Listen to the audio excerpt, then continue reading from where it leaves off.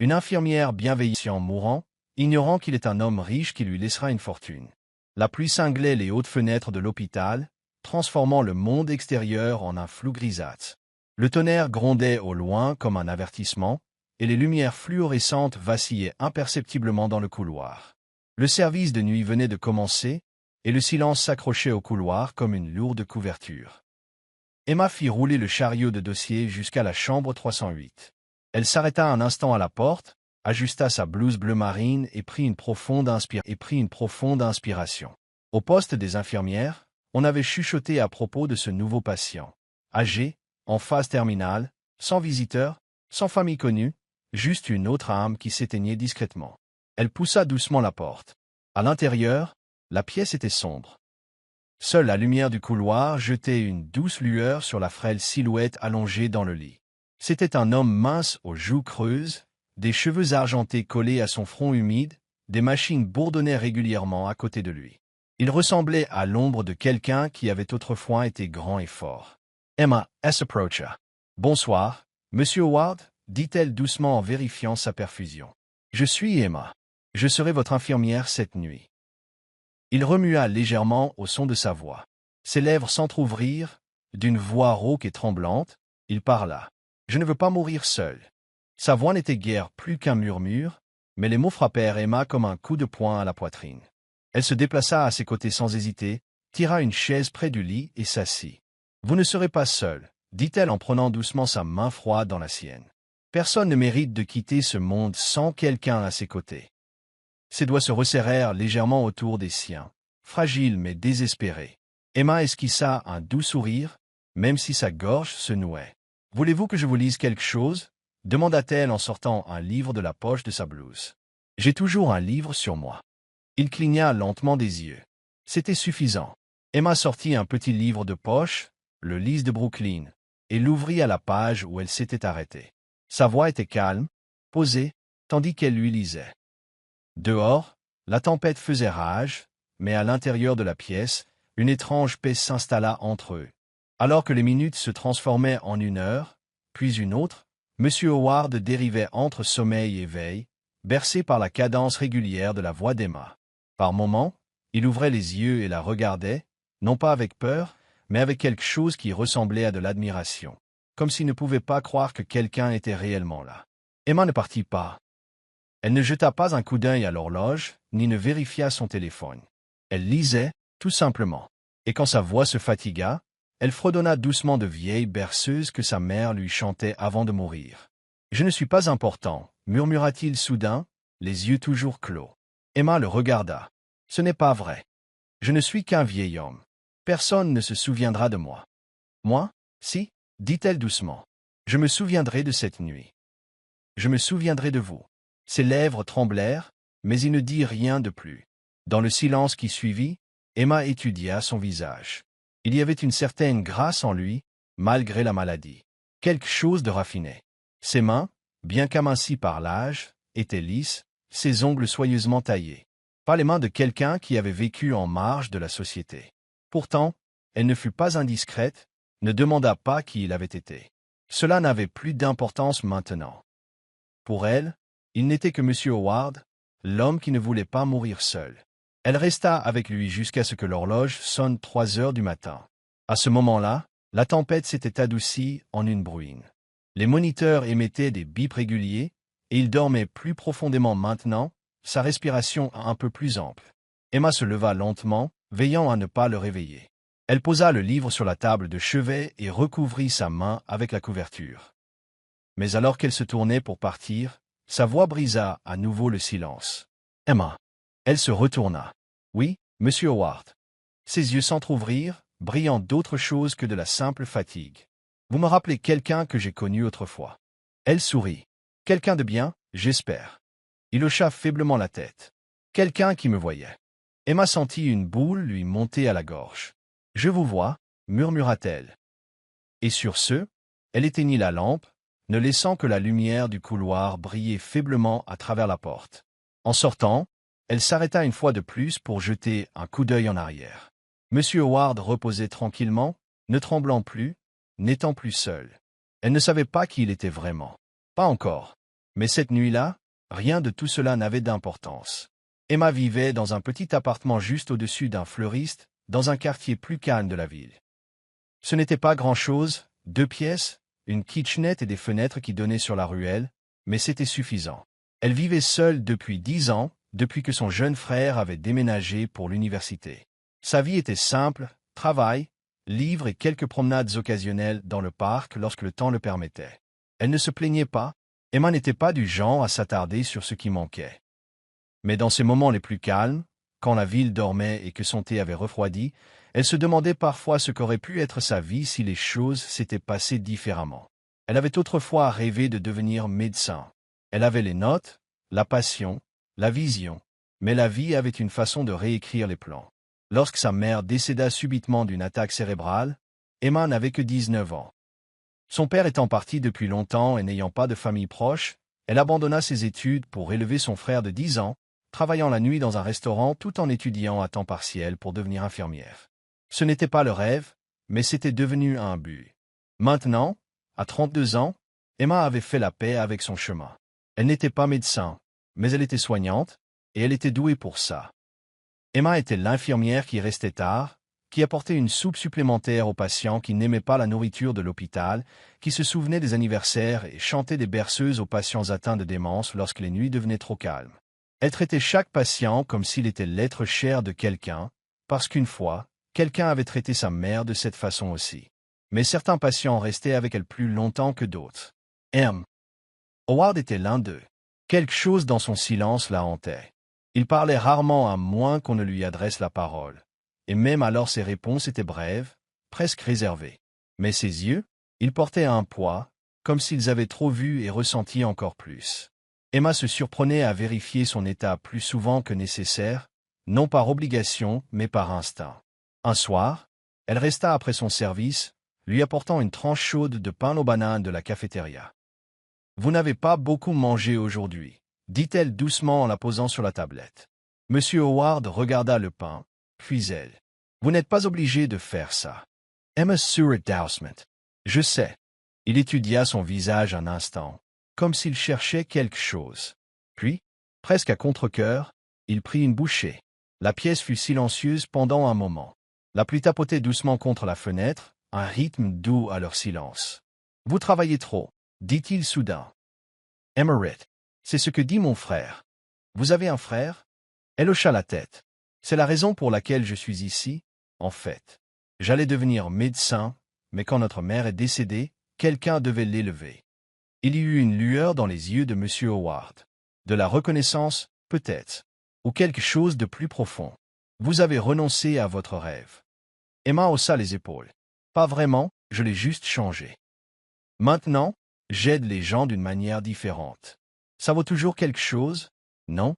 Il ne répondit pas tout de suite. Il regarda simplement la pluie. Et puis, sans crier gare, sa voix se brisa. « Vous me rappelez quelqu'un. » Emma le regarda, surprise par l'émotion soudaine. « Quelqu'un que j'ai perdu, » continua-t-il, les larmes montant à ses yeux. « Elle était gentille comme vous. Elle voyait toujours plus que ce que les gens montraient. Elle avait le genre de cœur qui vous donnait envie d'être meilleur. » Emma s'assit à côté de son lit, posant doucement sa main sur ses doigts fragiles. « Que lui est-il arrivé » demanda-t-elle doucement. Mais M. Howard ne répondit pas. Il se contenta d'offrir un sourire triste, ses yeux brillants et lointains. Emma n'insista pas, elle reconnaissait le chagrin quand elle le voyait. À cet instant, elle réalisa quelque chose. M. Howard n'était pas seulement malade, il était brisé. Pas physiquement, mais quelque part plus profondément, là où la médecine ne pouvait pas atteindre. Elle serra doucement sa main. Qui qu'elle ait été, elle devait être très spéciale. Elle était tout, murmura-t-il. Et puis, comme épuisé par le souvenir, il ferma les yeux. Emma resta assise avec lui longtemps après que sa respiration se fut calmée, son propre cœur lourd de questions. Qui avait été cet homme avant le lit d'hôpital? Qu'avait-il perdu? Et pourquoi avait-elle l'impression qu'il attendait encore quelque chose? Ou quelqu'un? Elle ne le savait pas encore, mais bientôt les réponses la trouveraient. Les jours à l'hôpital se succédaient comme toujours, les gardes tranquilles se fondant les unes dans les autres, le rythme des machines qui bipaient, les voix étouffées, l'odeur d'antiseptique et de draps frais. Mais pour Emma, Les heures qu'elle passait chaque nuit dans la chambre 308 commençaient à sembler différentes, plus humaines, plus réelles. Chaque soir, après sa tournée, elle apportait quelque chose de petit à M. Howard, une tranche de pain grillé avec du miel, des muffins à la banane faits maison provenant de la salle de repos des infirmières, ou un thermos de tisane à la camomille dont elle jurait qu'elle aidait à dormir. Un soir, elle apporta même sa vieille enceinte portable, jouant doucement du Chopin et du Debussy, regardant ses yeux se fermer paisiblement. Certaines nuits, elle parlait de son enfance, de son frère qui travaillait maintenant dans la santé communautaire de l'autre côté de l'État, de la façon dont elle se faufilait dans la bibliothèque universitaire juste pour lire des livres de médecine qu'elle ne pouvait pas se permettre. D'autres nuits, il restait assis en silence, un silence qui n'exigeait pas d'être comblé. Avec le temps, le comportement de M. Howard commença à changer. Le côté réservé s'adoucit, la tristesse dans ses yeux ne disparut pas, mais elle devint moins vive. Il commença à poser des questions à Emma, pas beaucoup mais suffisamment, sur ses livres préférés, ses pensées sur la gentillesse, pourquoi elle ne se maquillait jamais alors qu'elle avait, selon ses propres mots, un visage fait pour ça. Emma riait toujours et éludait la question. Mais à l'intérieur, elle sentait quelque chose d'inhabituel s'agiter, un lien silencieux, fragile mais profondément enraciné dans la sincérité. Une nuit pluvieuse, alors que le monde extérieur aux murs de l'hôpital devenait argenté et flou, M. Howard rompit leur silence habituel. « Je n'ai pas toujours été comme ça, » dit-il soudain, fixant le plafond, faible, seul. Emma, assise à côté de lui avec une tasse de thé, se tourna doucement vers lui. « Je ne pense pas que vous soyez faible. » Il esquissa un petit sourire, un coin de sa bouche se soulevant. « C'est gentil à vous de dire ça, mais la vérité est que j'avais tout autrefois. Ou je le pensais. » Emma ne dit rien, laissant le moment s'ouvrir de lui-même. « Il y avait une fille, continua-t-il. Elle s'appelait Claire. Nous nous sommes rencontrés à l'université. Elle aimait l'art et les carillons avant et détestait tout ce qui touchait aux affaires. Elle se moquait de mon obsession pour les actions et les tableurs. » Il s'arrêta, le souffle un peu court, comme si prononcer son nom était à la fois un réconfort et une blessure. Je voulais lui offrir le monde, mais je me suis perdu en le poursuivant à la place. Emma se pencha en avant. Que s'est-il passé? J'ai construit un empire, dit-il amèrement, et je l'ai perdu. Elle a attendu que je ralentisse, que je la voie, mais je ne l'ai pas fait. Pas avant qu'il ne soit trop tard. Elle est partie. Elle ne voulait pas d'argent. Elle voulait juste que je rentre tôt à la maison et que je danse avec elle dans la cuisine.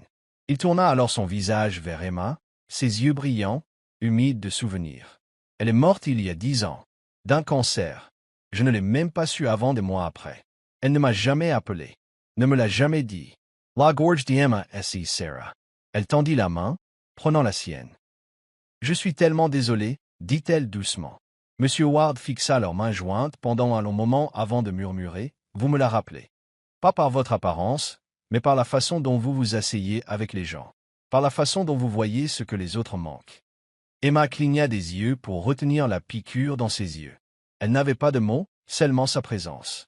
À partir de cette nuit-là, leurs conversations s'approfondirent. Il partagea des fragments de son passé, pas des noms, pas des fortunes, mais des souvenirs qui laissaient entrevoir une vie autrefois remplie de pouvoir et de solitude. Elle écoutait, non pas avec curiosité pour la richesse ou le scandale, mais avec la compassion de quelqu'un qui comprenait le regret. Un soir, alors qu'une lumière dorée inondait la pièce et qu'une faible sonate jouait en arrière-plan, M. Howard la regarda et demanda, « Si vous aviez un souhait pour l'avenir, quel serait-il » Emma sourit, n'ayant pas besoin de réfléchir. « Je souhaiterais avoir assez, » dit-elle. « Assez pour vivre simplement. Assez pour prendre soin des gens comme ils le méritent. Assez pour ne jamais refuser quelqu'un parce que je ne pouvais pas me permettre de l'aider. » M. Howard la fixa longuement. Pas de richesse, pas de reconnaissance. Elle secoua la tête. Non. Ces choses sont bruyantes, et elles s'estompent. Je veux juste la paix et la capacité de la donner.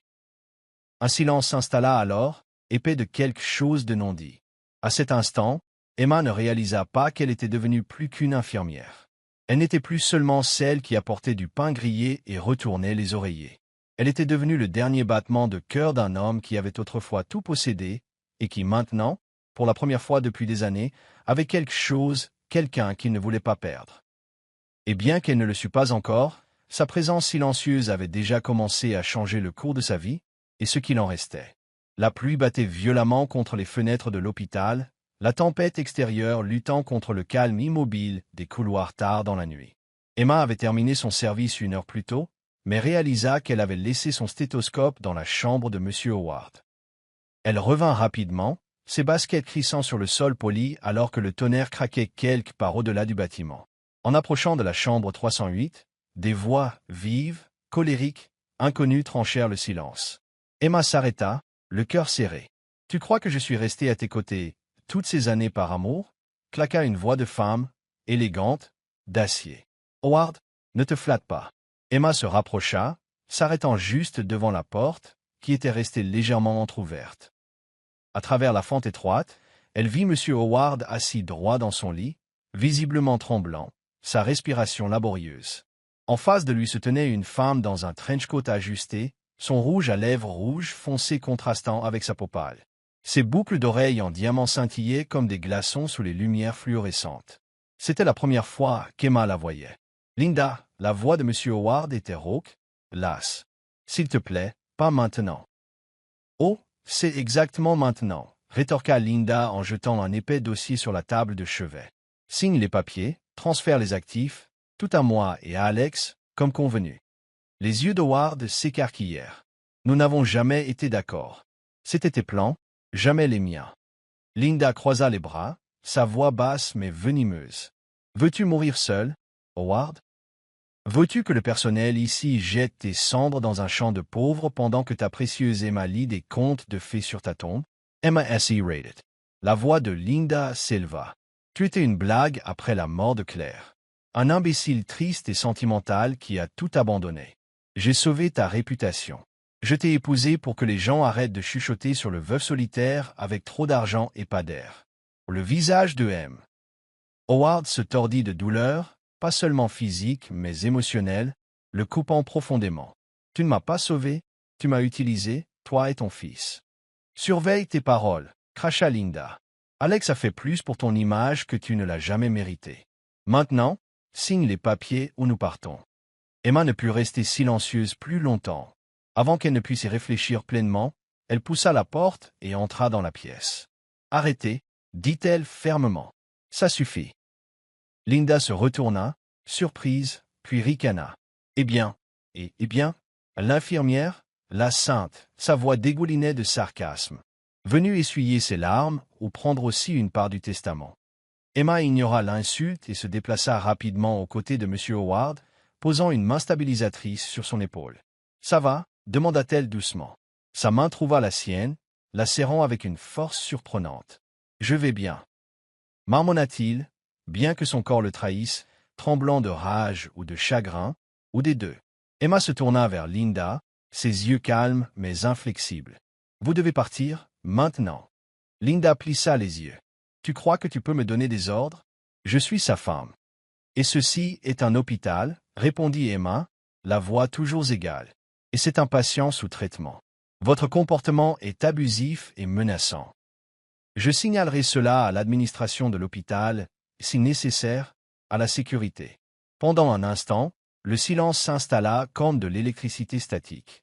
Puis, avec un grognement, Linda s'avança, trop près. « Tu ne sais pas dans quoi tu t'embarques, petite fille. » Emma N. Branca. « J'en sais assez.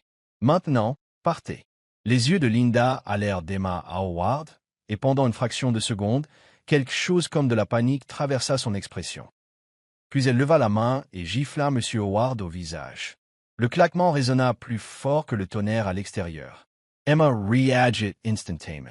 Elle s'interposa entre eux, furieuse et protectrice. « Sortez, » dit-elle, la voix tremblante non pas de peur mais de fureur. « Si vous vous approchez encore de lui, j'appellerai la police. » Linda s'écarquillèrent au changement soudain de ton d'Emma. Elle recula, son masque de contrôle chancelant. « Vous le regretterez, » siffla-t-elle. Tous les deux. Puis elle tourna les talons et sortit en trombe, ses talons claquant violemment contre le carrelage. Emma se précipita vers M. Howard, vérifiant doucement la rougeur sur sa joue, ses mains tremblant maintenant que le danger était passé. « Je suis tellement désolée, » murmura-t-elle. Il la regarda, et pour la première fois, Emma le vit pleinement, non pas comme un homme malade, non pas comme un homme malade, non pas comme une personne âgée oubliée, mais comme quelqu'un qui avait autrefois détenu un immense pouvoir et l'avait tout perdu au profit des mauvaises personnes. « Je ne voulais pas que tu le découvres de cette façon, murmura-t-il. Emma soutint son regard. « Vous n'êtes pas seulement un homme dans ce lit, n'est-ce pas ?» Il hocha faiblement la tête.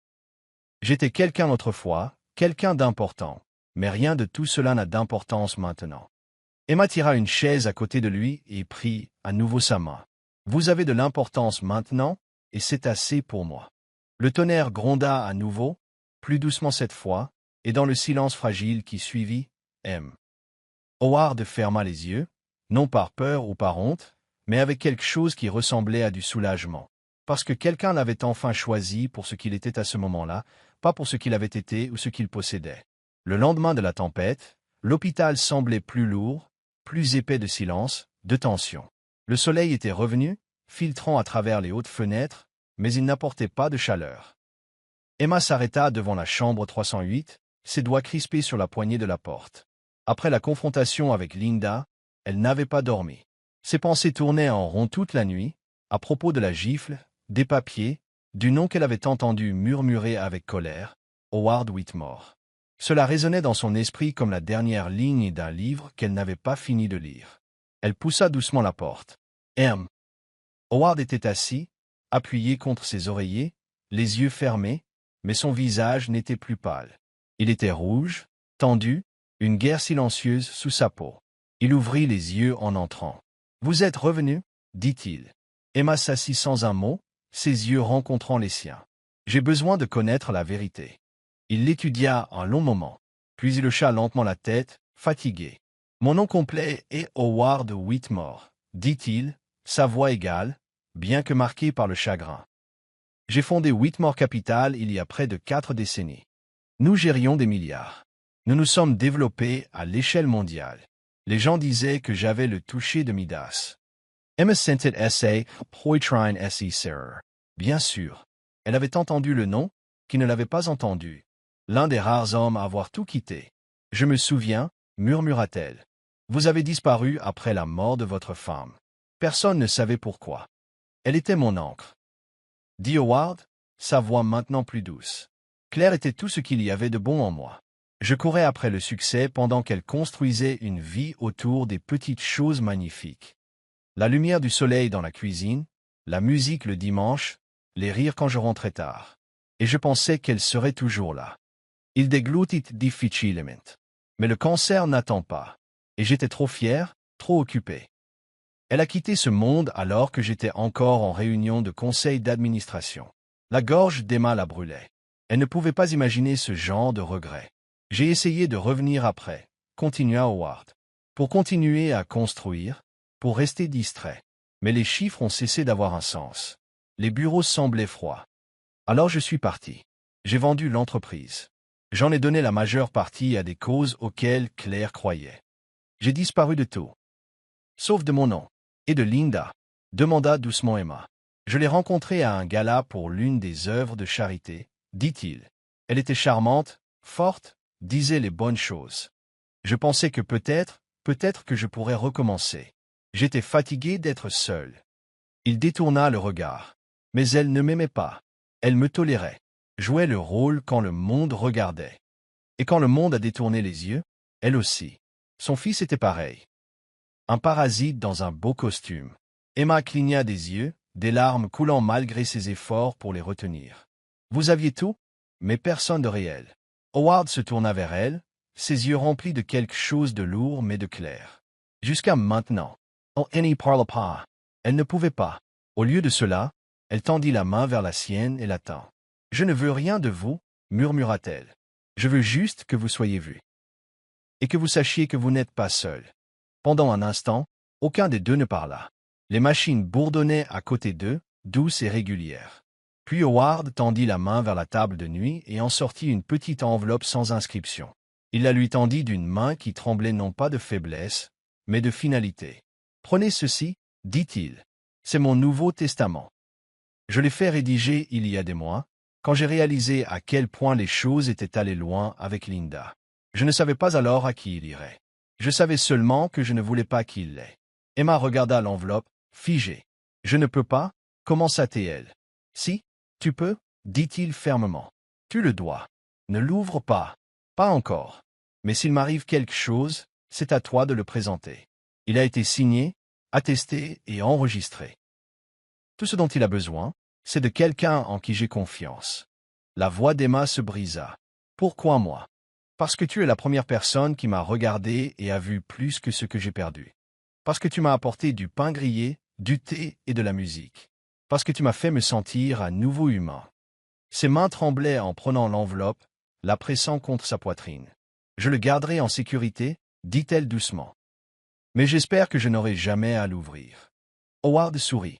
Pas le sourire narquois d'un homme d'affaires, ni le sourire réservé d'un homme habitué à être déçu. Mais quelque chose de chaleureux, quelque chose de réel. « Ah, tu m'as déjà donné plus que l'argent ne l'a jamais fait, » dit-il. Emma resta avec lui le reste de la journée. Et quand elle partit cette nuit-là, l'enveloppe était nichée au fond de la poche de son manteau, près de son cœur. Elle ne savait pas ce qu'elle contenait, mais elle savait qu'elle la protégerait, tout comme elle protégerait l'homme qui avait placé sa dernière once de foi en elle. La paix qui suivit la promesse d'Emma ne dura pas longtemps. À peine 3 jours plus tard, Linda et son fils Alex firent irruption à nouveau à l'hôpital, sans prévenir, sans y être invités et malvenus. Vêtus de manteaux noirs élégants et de lunettes de soleil de marque, ils traversèrent le hall comme s'il leur appartenait. Emma les vit depuis le poste des infirmières et sut instantanément qu'ils avaient découvert le Nouveau Testament. Ils n'ont pas confronté M. Howard tout de suite. Au lieu de cela, ils ont essayé de manipuler le personnel.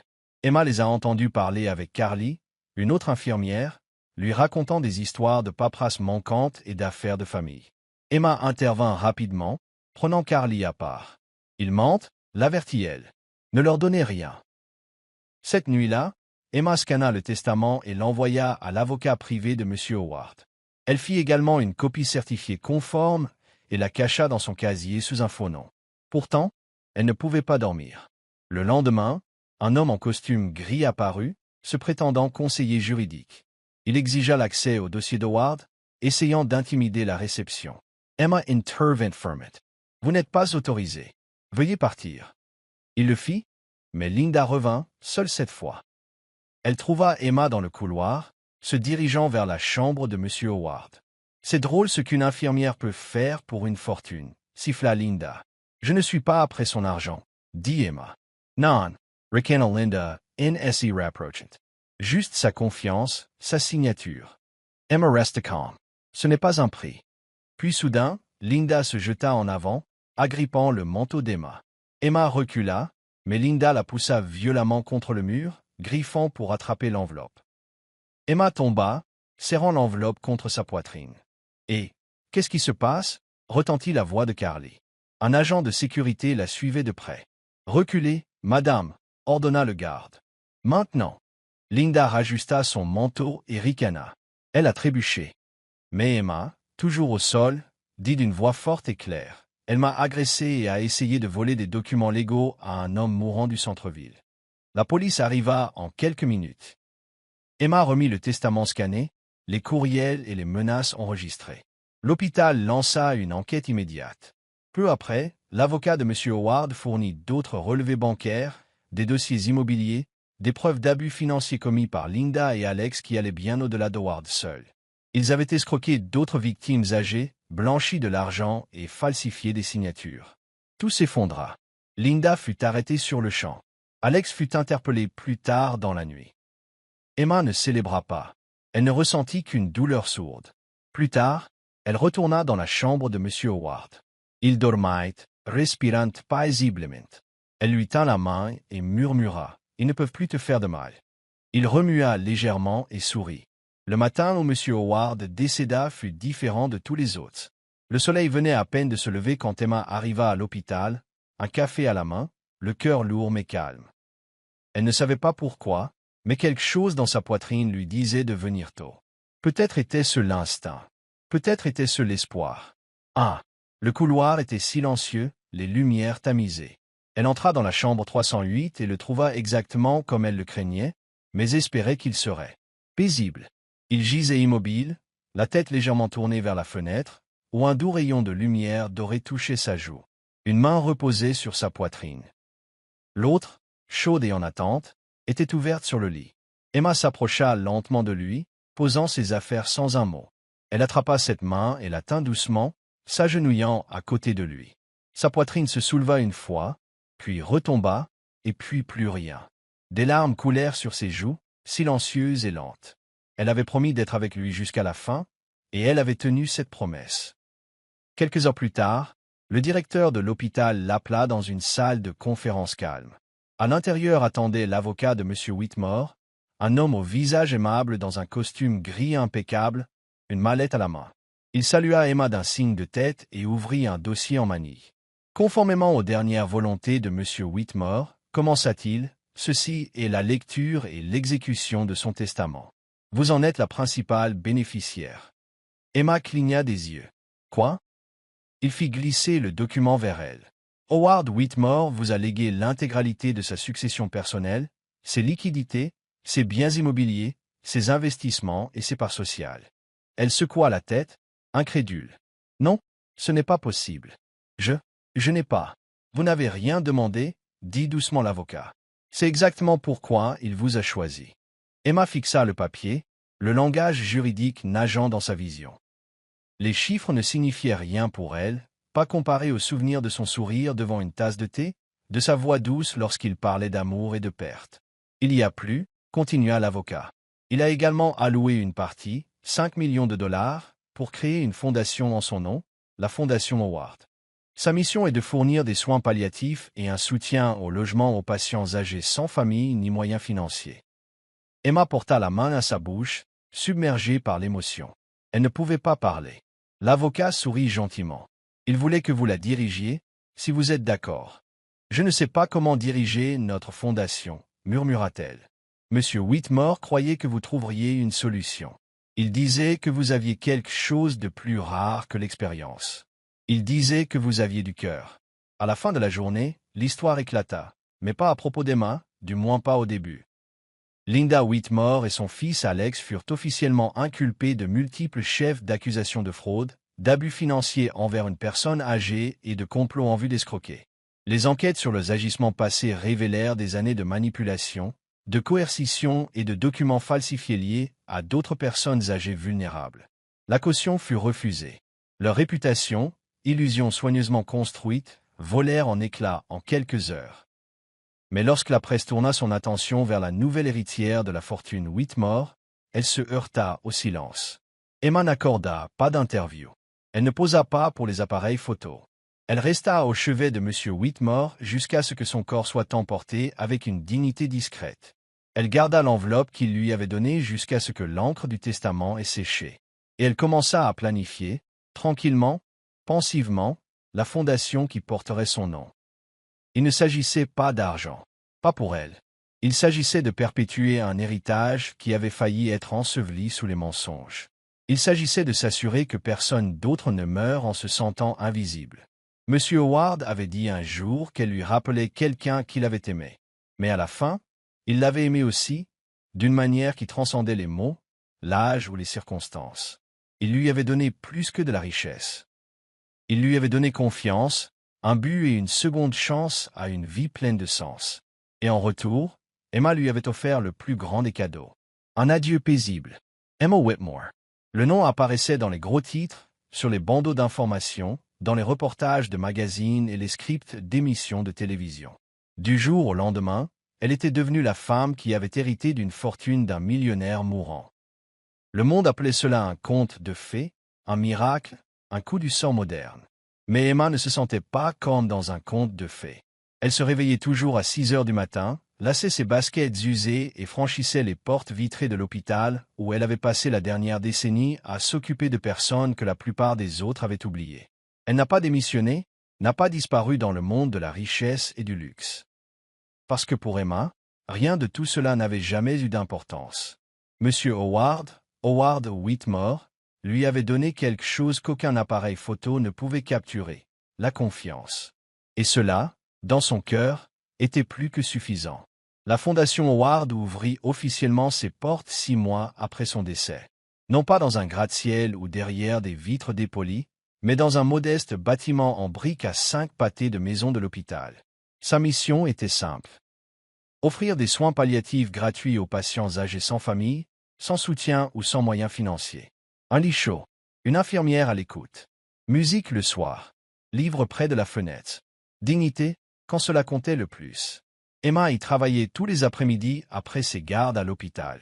Elle ne portait ni talons ni tailleur, juste sa blouse, son badge nominatif et la compassion douce et constante qui avait autrefois réconforté un homme mourant dans la chambre 308. Elle décorait elle-même les chambres avec des fleurs sauvages. Elle gardait toujours une bouilloire de tisane à la camomille prête. Elle jouait doucement du Chopin en arrière-plan. Exactement comme il aimait. La presse l'a suivie pendant un certain temps, l'appelant « l'infirmière qui a tout eu, la fille qui a guéri le cœur d'un millionnaire, l'héritière de la gentillesse ». Mais Emma donna peu d'interviews. Elle refusa les séances photos. Elle n'apparut jamais sur scène ni n'accepta de prix d'éloquence. Lorsqu'on lui demandait pourquoi, elle répondait simplement « Je n'ai pas reçu une fortune. J'ai reçu la foi de quelqu'un. Et cela vaut plus que de l'argent. » Certaines nuits, après que la fondation se soit calmée et que l'hôpital se soit vidé, Emma se rendait au vieux banc de chêne dans le parc où M. Howard lui avait un jour parlé de Claire, l'amour qu'il avait perdu. Elle s'asseyait là avec un thermos de thé, un carnet sur les genoux, et écrivait. Elle n'écrivait pas pour les médias ou le public. Elle écrivait pour lui. Pour chaque âme silencieuse et brisée qui pensait que son histoire s'était terminée trop tôt. Et finalement, ces pages devinrent un livre. Le dernier patient dont j'ai pris soin. Il ne s'agissait pas seulement d'Howard. Il s'agissait de chaque main qu'elle avait tenue, chaque adieu qu'elle avait murmuré, chaque moment de douceur qui prouvait que la mort pouvait être accueillie avec gentillesse et non avec peur. Le livre devint un best-seller discret, non pas parce qu'il était glamour, mais parce qu'il était honnête. Il parlait du genre d'amour qui ne ressemblait pas à de la romance, du genre de richesse qui ne venait pas des chiffres, du genre d'héritage qui vivait dans la gentillesse. Dans le dernier chapitre, elle écrivit « Il m'a donné la clé d'une porte dont j'ignorais même l'existence. Pas seulement à son monde, mais à une version de moi-même qui croyait qu'un petit acte de compassion pouvait changer le cours de la vie de quelqu'un. Et j'avais raison. » Les années passèrent. La fondation grandit. De plus en plus de patients franchirent ses portes, des hommes et des femmes sans nom sur leurs contacts d'urgence, sans visiteurs pendant les vacances. Mais ici, ils étaient connus. Celebrous. Amaze. Et sur les murs de chaque chambre était accrochée une petite citation encadrée du livre d'Emma. Vous n'êtes pas oublié. Vous ne l'avez jamais été. Un soir, alors que le crépuscule se déversait sur le ciel en rose et or, Emma se tenait près de la fenêtre de son modeste bureau. Elle sirotait son thé et regardait un nouveau formulaire d'admission. Une femme dans ses 90 ans sans famille, sans revenu, et une note qui disait simplement « était autrefois infirmière. Aime la poésie. Emma Surratt. » Elle lui rendrait visite personnellement dans sa chambre. Elle lui apporterait un livre et lui demanderait quel genre de poème elle préférait. Parce que c'est ce qu'Howard lui avait appris. Faire en sorte que quelqu'un se sente vu, vraiment vu, était le plus grand cadeau que l'on puisse offrir. À la fin de son livre, juste avant les remerciements, Emma incluait un seul paragraphe. Il n'était pas destiné à la publicité ou aux applaudissements. C'était pour ceux qui en avaient le plus besoin. J'étais autrefois une simple infirmière inconnue. Mais un homme mourant m'a donné quelque chose de bien plus grand que de l'argent. Il m'a donné la conviction qu'être gentil, discrètement et sans arrière-pensée, suffit à rendre une vie digne d'être rappelée. Et en cela, j'ai trouvé ma plus G. Rien vérité. Aimer sans exiger, et se présenter pour quelqu'un qui se sent seul, c'est ainsi que nous laissons l'héritage le plus durable de tous. Et ainsi, d'une chambre d'hôpital tranquille à une vie changée à jamais, l'histoire d'Emma nous rappelle quelque chose de simple et d'éternel. Que la gentillesse, donnée gratuitement, peut résonner plus fort que la richesse. Qu'être là, vraiment là, pour quelqu'un dans sa plus grande vulnérabilité, peut tout changer. Et que parfois, le plus grand héritage n'est ni l'or ni la propriété. C'est la propriété. C'est la confiance d'un cœur qui a été vu, entendu et aimé. Si cette histoire a touché votre cœur, vous a inspiré ou vous a rappelé le pouvoir de la compassion, n'oubliez pas d'aimer, de partager et de vous abonner à Soul Steering Stories. Ici, nous vous apportons de vrais récits et des fictions touchantes qui nous rappellent à tous ce qui compte vraiment. Parce que parfois, Une seule histoire suffit à émouvoir une âme. Merci d'avoir regardé. Nous vous retrouverons dans la prochaine histoire, où l'amour trouve toujours un chemin.